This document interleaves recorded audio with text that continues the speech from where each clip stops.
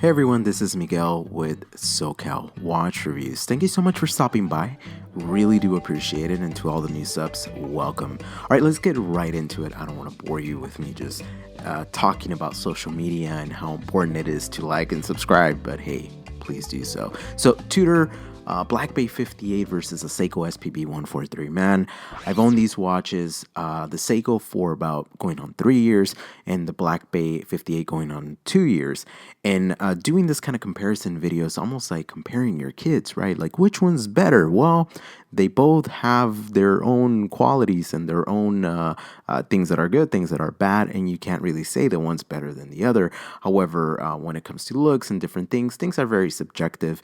But I mean, when talking about watches, we do need to acknowledge the price, and there is a delta in price with these two.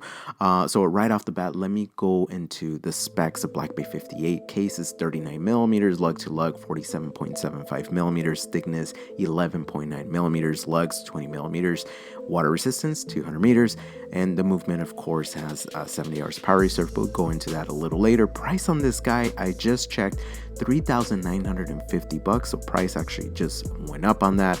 SPB143, the specs on that is the case is 40.5 millimeters, lug to lug 47.6 millimeters, thickness 13.2 millimeters, lugs 20 millimeters, of course water resistance 200 meters, and again 70 hours power reserve on the movement. But the price on this is $1,200, the MSRP. So as you can see, there is a significant price difference. And one would argue, well, why would I pay more for the Tudor? Or why would I pay that much more for a Seiko when, in essence, I could still get Seikos for $100? Typically, $500-600 is kind of what they're ranging. Yeah, but this SPB, I've said it before and I'll say it again. It's a tremendous watch. And yeah, let's go into this. Obviously, both feature 200 meters water resistance, a screw down crown.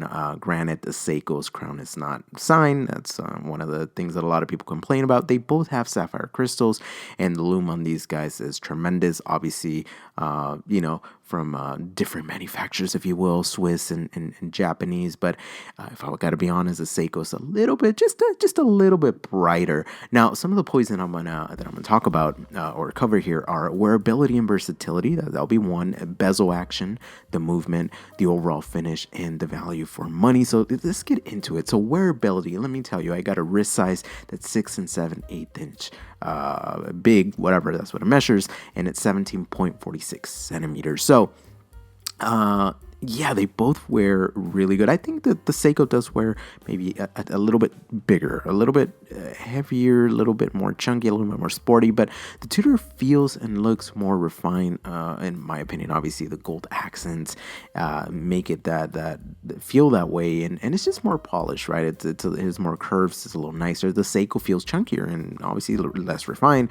It's meant to resemble the 62 MAS, and also the drill lugs on the case make it for easy strap change when it comes to the Seiko, and that's one of the main gripes I have about the Tudor. Changing the strap on that is hard. I had to buy a special tool because all my little forks that I had laying around weren't fitting into the little hole. So yeah, Seiko definitely easier strap change, but wearability, I would say the Tudor, I wear it more when I want to look a little more refined, but the Seiko, I definitely wear it when I just want to go to the park, want to go to the beach, and I don't feel so bad about taking something that's going to be a little more beat up or what have you.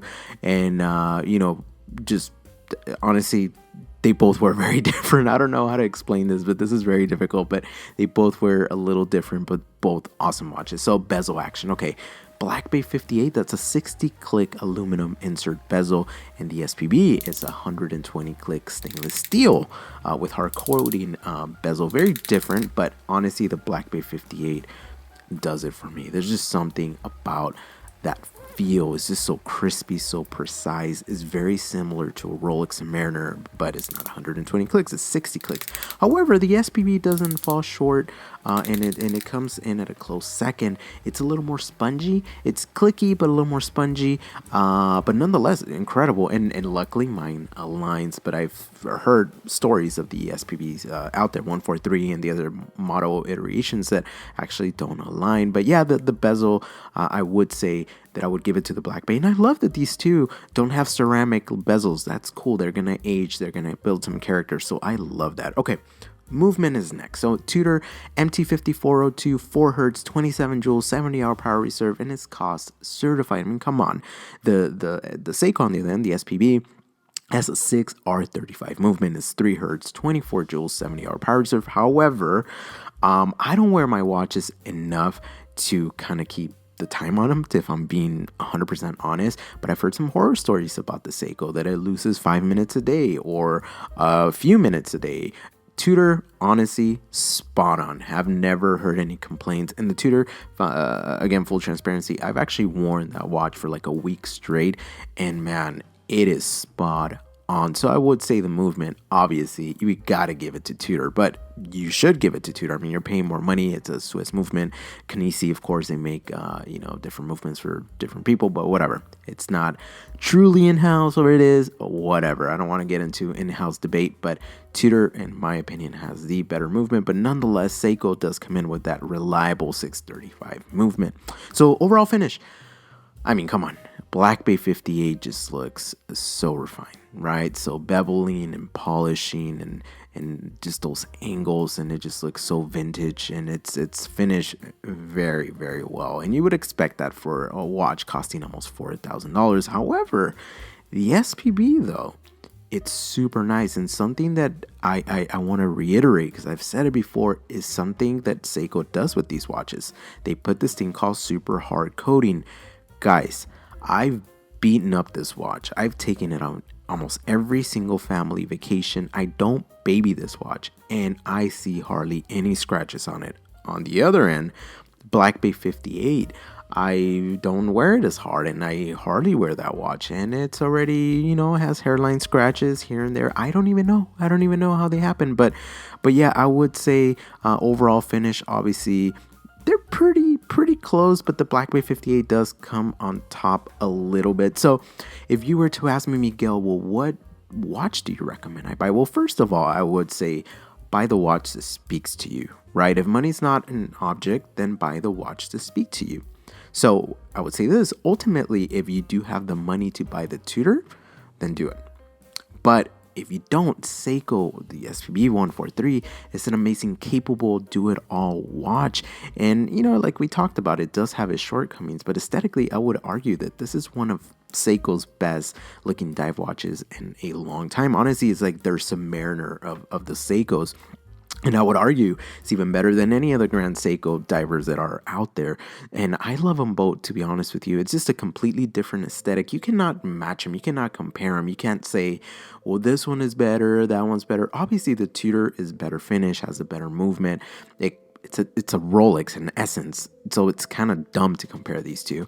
But the SPB143, I would say, out of all the Seikos that I've had in my collection, have handled, this is one of my favorites. This is one of the best. This is one that's always going to stay in the collection, and every time I look at it is beautiful. One other thing I wanted to mention is that dial, right? So the Tudor has this really flat kind of dial, just black, and it looks beautiful with the gold accents and everything, but there's something about that kind of sunray kind of finish on the Seiko that makes it look expensive, makes it look nice. It gives you a little bit, it gives you a little bit of those little Grand Seiko vibes, and yeah, it just puts a smile on my face, guys. But anyway, yeah, so let me know your thoughts. Have you handled any of these watches? And if you had the money, which one would you pick? And again, keep it civil, and remember, the watch collecting is fun, and it should be fun. It's not about criticizing others. It's not about flexing. It's not about, look how many watches I have in my collection. It's about the love of horology and the way that a watch makes you feel. I mean, if you're rocking a Casio, that's amazing. If you're rocking an Invicta, that's amazing. Seiko, Rolex, Patek, that's amazing. That's cool. Don't let your material things define who you are. So anyway, guys, thank you so much for the support. I hope you enjoyed this video. Again, this is not a one-to-one comparison. That's not what I do. I'm just telling you, these two are like my kids, and I love them both for different reasons. And just to let you know, Tudor Black Bay 58 I got as a surprise gift from my wife a few years ago, and the SPB143 I bought to mark my 1,000 subscriber, accomplishment on YouTube. So as you can tell, both very special watches that are going nowhere. So do me a favor, hit that like button, subscribe button, leave me a comment. Every comment encourages me. Unless it's negative, then I get a little upset. No, I'm just kidding. Every comment is welcome. But yeah, I hope you guys are having a blast out there in a blessed 2023. Yeah, stay positive. Thank you so much for the support. Take care and stay humble, my friends.